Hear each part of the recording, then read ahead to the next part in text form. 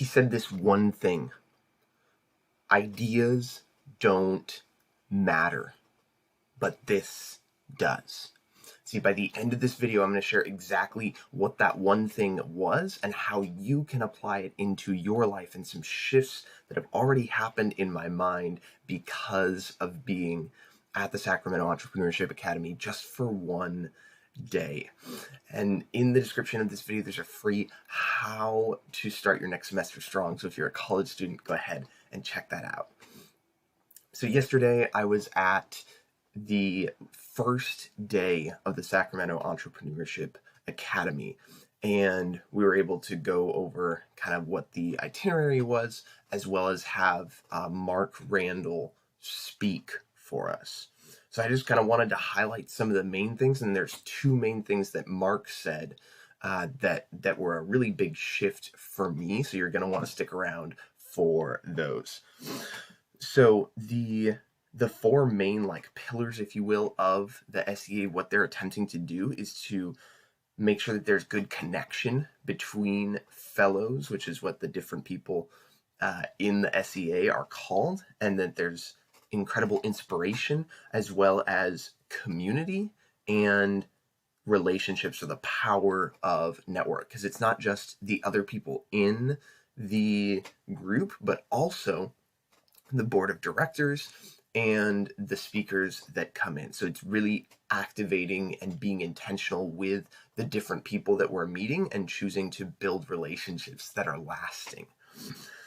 And I was able to ask the question of one of the directors, and because she had said that one of the things that she wished she would have done was use the networking aspect a little bit better, and one of the things that she said she wished she would have done better was to make sure to email and just follow up with each of the people as they came in, whether it's board of directors or different things, and just actually make sure to use that resource, use the access that they're giving to us, and really use that to their advantage.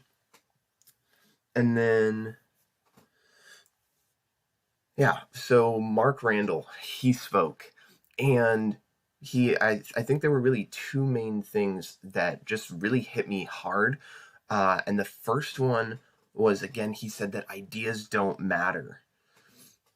And what does matter is the initial market and the initial customer. And then the most important thing is, can you buy, or not can you buy, but do you have evidence for whatever the claim is that you're looking to create? Because if I have evidence that there are customers who want whatever the thing is that I'm looking to create before I've even created it, now I have evidence that it at least could be a good idea. And he had this example of, he went, I had this guy who had this thought of, what if he worked for Adobe, and so he said, what if we could have people put pictures onto a website, edit it, and respond to them?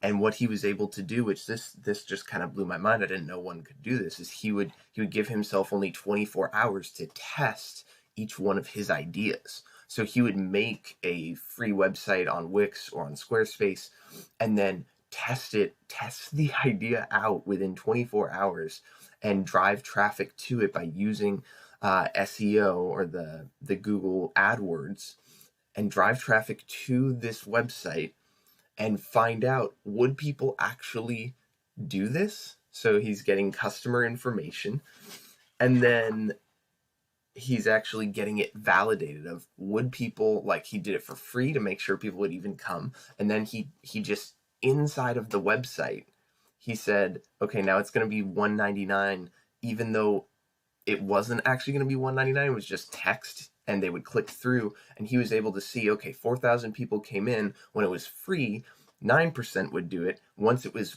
$1.99, now 2.7% of people would do it. And now he was able to validate that idea in a single day. And I took that, and there's something that I'm working on, which is actually with the free resource that's in the description right now. And I realized, oh man, I haven't done that with my digital product that I'm working on. And so I went, okay, what if I could do that? So I actually sent a text out to 5 different classmates to ask them, hey, this is where it currently is.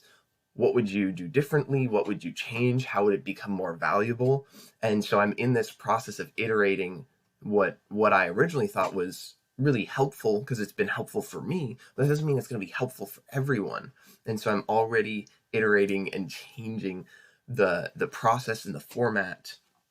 And the other thing that was really impactful, and the last thing I'm going to share, was he said that for most people, each year that we're in a startup is worth about $500,000 worth of value, and that money really isn't the most important thing. Because he shared this moment where him and one of his good friends had spent 5 or 6 years to build this startup. It was about to be acquired for $650 million. And then his friend, like normally healthy, 39 years old, just passed away.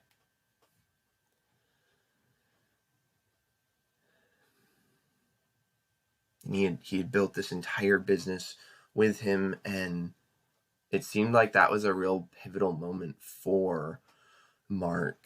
And this idea of making sure that we celebrate each moment along the way. And there keeps being this theme in so many different areas of my life, to be fully present and enjoy what is, and not assume that when we get to the wherever the next thing is, that will then be what's better or whatever, but instead that enjoying this moment and being grateful for what currently is, that's the real value. And I guess one other thing, or a couple other things, was that startups fail for a lack of customers, not for a lack of products. So that's why if we have an idea, test it with evidence, build a mock website or a PowerPoint presentation or something that's really simple, and then test it. So there's customer discovery, then customer validation. So discover what do the customers want, validate with the customers, and keep going in that cycle until we know what we have. And then there's the customer creation and company building. So that's kind of the execution side, is the customer creation and company building, but the discovery and the customer validation, that's the beginning, that's the genesis.